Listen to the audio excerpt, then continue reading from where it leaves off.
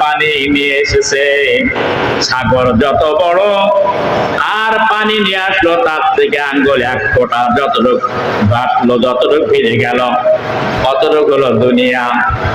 আর আখিরাত হলো সাগরের মতো, আর এরকম সাগরের চেয়ে আরো লক্ষ লক্ষ গুণ বড়। চিৎকার মেরে বলেন সুবহানাল্লাহ।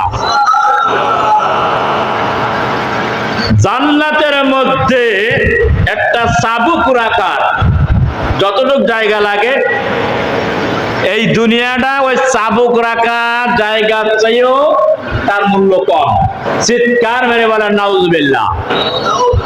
দুনিয়াটার পিছনে আমরা ঘুরি, দেশটার একটা চাবুক রাখার জায়গার তুলনায় সারা দুনিয়ায় নয়।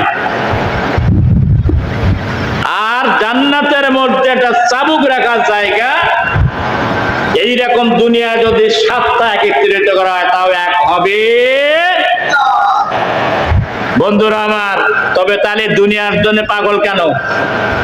আজকে দেখেন আজান হয়েছে, আমি আগে ডাক দেই আমার জীবদশায় সবসময়, জুমার নামাজে আগে আসো, আখিরাতের জন্য একটা উট কিরাই করো, আগে আসলি।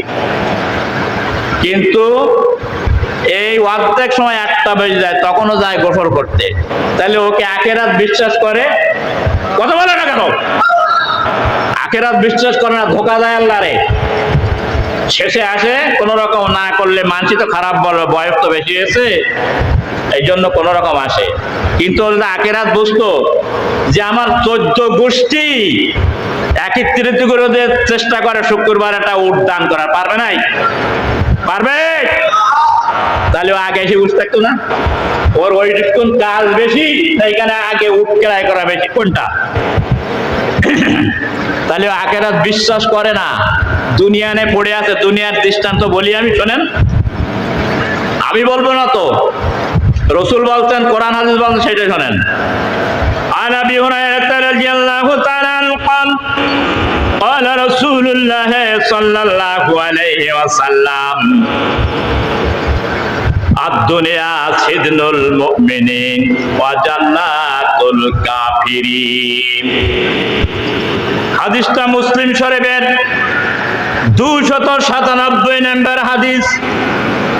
হযরত আবু হুরায়রা, আল্লাহর নবীর জলিল কত সাহাবী, তিনি বর্ণনা করেছেন দুনিয়াটা হলো মুমিনদের জন্য জেলখানা, কারাগার।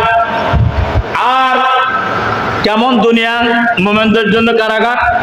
একজন মুমিন ব্যক্তি যা ইচ্ছা মনে তাই করতে পারবে না, এই দুনিয়ায় সীমা লঙ্ঘন করতে পারবে না। যদি ইচ্ছে করে আমার